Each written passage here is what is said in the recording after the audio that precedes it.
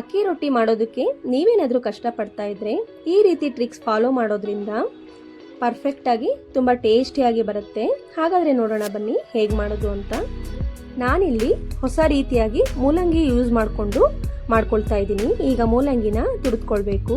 ಒಂದು ಬೌಲ್ಗೆ ಅಕ್ಕಿ ಹಿಟ್ಟು, ತುರಿದ ಮೂಲಂಗಿ, ಹಸಿಮೆಣಸಿನಕಾಯಿ, ಸಣ್ಣಗೆ ಕಟ್ ಮಾಡಿದ ಈರುಳ್ಳಿ, ಶಾವಿಗೆ, ಸಾಂಬಾರ್ ಪುಡಿ, ಇದು ಬೇಳೆ ಸಾರಿಗೆಲ್ಲ ಹಾಕ್ತಾರಲ್ಲ ಆ ಪುಡಿ, ಅರಿಶಿಣದ ಪುಡಿ, ಶುಂಠಿ ಬೆಳ್ಳುಳ್ಳಿ ಸಣ್ಣಗೆ ಕಟ್ ಮಾಡಿರೋದು, ಕೊತ್ತಂಬರಿ ಸೊಪ್ಪು, ಕಪ್ಪು ಎಳ್ಳು, ರುಚಿಗೆ ತಕ್ಕಷ್ಟು ಉಪ್ಪನ್ನು ಸೇರಿಸಿ ಮಿಕ್ಸ್ ಮಾಡಿ ಆನಂತರ 1/4 ಕಪ್ ನೀರನ್ನ ಹಾಕಿ ಚೆನ್ನಾಗಿ ಮಿಕ್ಸ್ ಮಾಡ್ಕೊಳ್ಬೇಕು.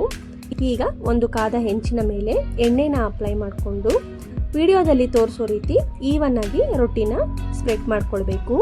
ನಿಮ್ಗೇನಾದರೂ ಕೈ ಬಿಸಿ ಆಗ್ತಾ ಇದ್ರೆ ಸೌಟಿಂದ ಕೂಡ ತೆಳುವಾಗಿ ಹಾಕೊಂಡು ಎರಡೂ ಕಡೆ ಎಣ್ಣೆ ಅಥವಾ ತುಪ್ಪದಿಂದ ರೋಸ್ಟ್ ಮಾಡಿದ್ರೆ ಇದು ರೆಡಿ ಆಗುತ್ತೆ.